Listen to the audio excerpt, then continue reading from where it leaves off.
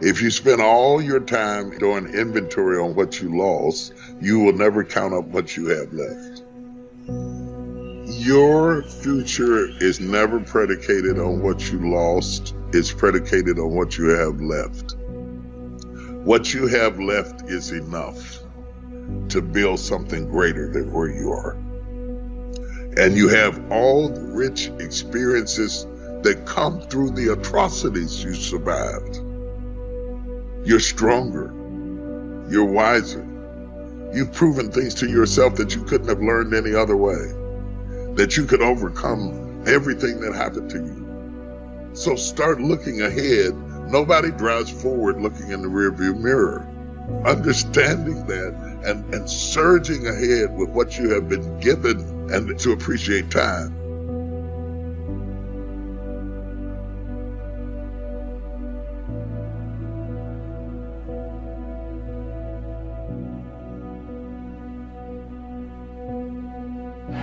I'm afraid that too many times we have spent so much focus on teaching you to be good seed that we haven't taught you the power of good soil. And so when we come to soil issues, the seed ignores the soil. We flick the channel. That has nothing to do with me. We close our eyes because we have been taught to be good seed, but we have not been taught to pay attention to soil. And yet the Bible is clear. Jesus says the sower went forth sowing seed. And some fell by the wayside. Some fell amongst rocks. Some fell amongst thorns. The whole text is about environment. Look at you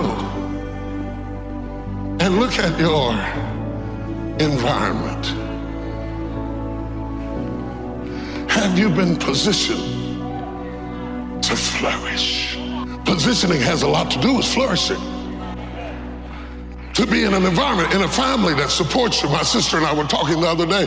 I was telling her what an amazing person she is, that all of our lives together and all the things that God did in my life, not once in all of the years that I've known her, and she was there when Mama had me, have I ever known her to be jealous of me. Not once, not ever. She has always been my cheerleader and my greatest fan. And she said, how can I be jealous of you? You're my brother. I said, a lot of people have siblings that hate them, that are jealous of them, that hope they choke. And some of my development has to be that God planted me in an environment of people that supported me.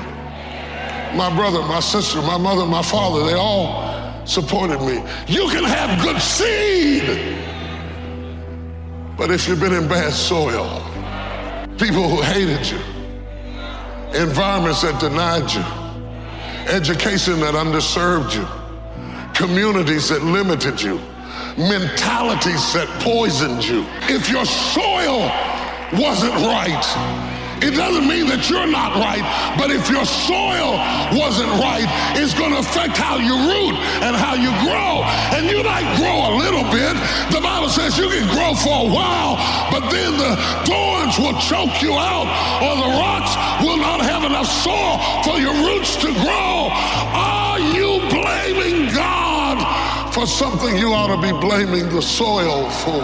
You cannot take a peach seed and plant it in a teaspoon of dirt and expect it to grow. Though the teaspoon of the dirt is the same size as the peach seed, it will not grow. The seed will only grow when it is planted in something bigger than itself. And I want to know, where are you planted this morning? Are you planted in something bigger than you? Or have you always been planted in teacups? Surrounded by little dirt, little resources, small-minded people, narrow, limited places that never let you stretch to reach your capacity. Sometimes you gotta go where the corn is. It takes courage to be successful. It is far easier not to be successful. Misery will always have company. Success breeds contempt.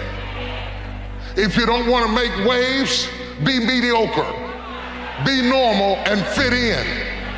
And if you're more concerned about people than you are God, then neutralize everything he put in you. Just fit in with everybody else.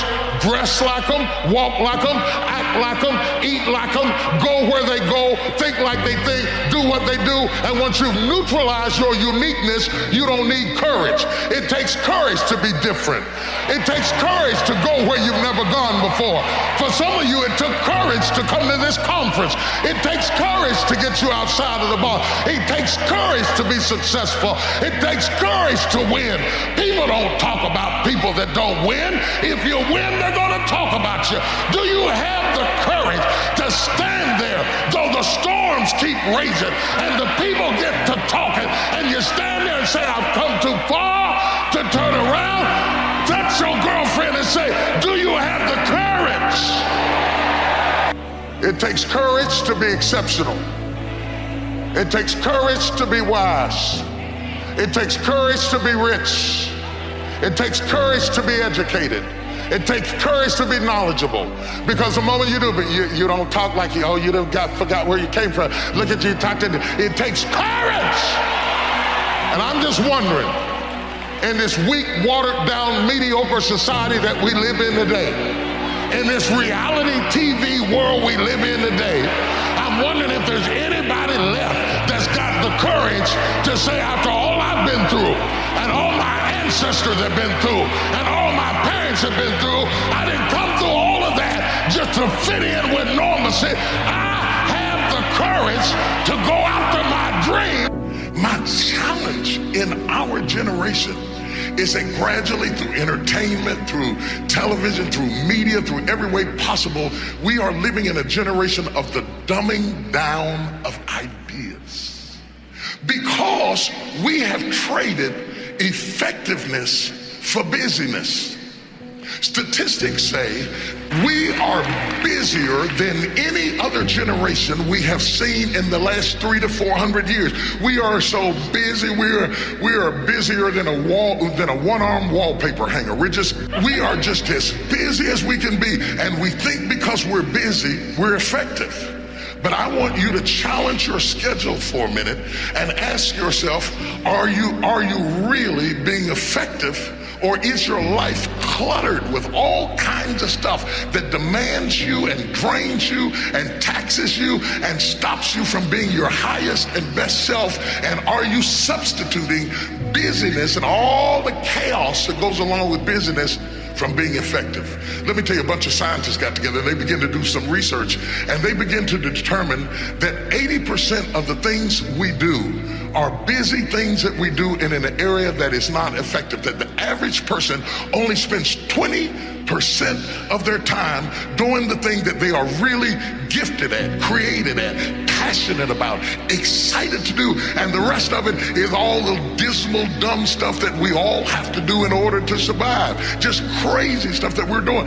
Wonder what would happen if we would go from doing 80% of things that are busy but not effective and 20% of the things that are really effective if we would switch those numbers around and only give 20% of our time to the things that we have to do and 80% of our time to the thing that we were created to do. You could take my car, I could get another one. You could take my house, I could get another house. But when you take my time, you have taken something from me that is totally irreplaceable. We take all kind of classes for money management. We know how to manage our money. We know how to repair our houses. We're working on our hair and our bodies and all of this kind of stuff. We do everything except the most important thing is to value our time. It takes time to be creative. You were meant to be creative. You were created in the likeness and the image of a creator, and in that likeness and in that image, you have creativity. If you had time, you would be creative. You have to own your own happiness. Take it away from other people demanding that they make you happy. Your kids are not going to make you happy. Your spouse is not going to make you happy. A big house is not going to make you happy. Own your own happiness and be responsible for doing those things that bring joy.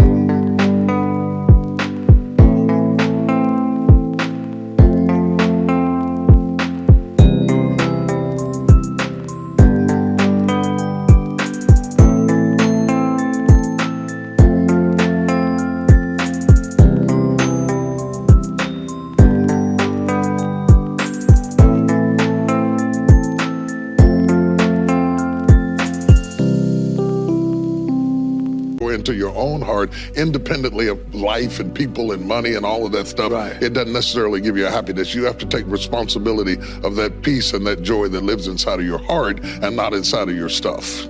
The mind is the battleground. The fight is in your mind. So I want to challenge you to waste no more effort wrestling with other people. To be anxious is to have anxiety about something that hadn't even happened yet. Some of you are so worried by the threat of trouble. You're not in trouble, it's just that trouble has threatened you. And the threat of what might happen, what could happen, is wearing you down. Half of the things that you thought were going to happen never did happen. But if you allow those thoughts to dwell in your mind, it will succeed at robbing you of your peace, robbing you of your joy, robbing you of your life, just because you thought yourself into a nervous breakdown. You thought yourself into depression. You thought yourself into defeatism. The mother eagle, after sitting on eggs, protecting it with her life until they hatch, and going out and swimming and attacking prey and bringing back food until they grow, then turns around, the same beak that fed them and the same body that warms them takes them out to cliffs and throws them over the edge. It is not that she has turned against her children, but she knows that they will never find their wings in safety. The eaglet learns to fly by confronting its scary place. Sometimes to the point that you are ejected from the tribe, because people who are not exposed are intimidated by people who are exposed. But people who are exposed, it's worth it to lose the sanctity of your citizenship and the tribe of how you describe yourself to enter into the broader world of a human experience before you die. I would hate to die in a zip code having never left the neighborhood that I was born in mentally, and not experience the world.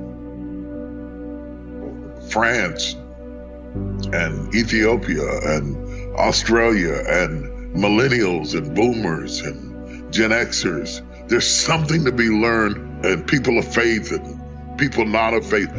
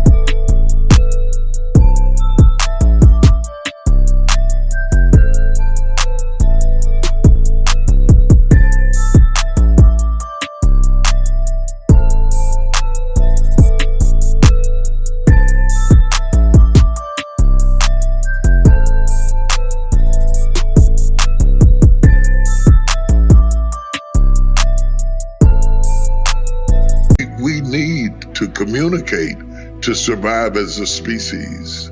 If you're going to be successful in business today, you cannot build your business around people like you. You have to build your business in a very broad, eclectic way, because the world is becoming broad and eclectic, and a narrow mind also causes you to be less successful at the end of your career, because you're niche marketing an item that could have a broad appeal if you didn't think within the prison of your own experiences.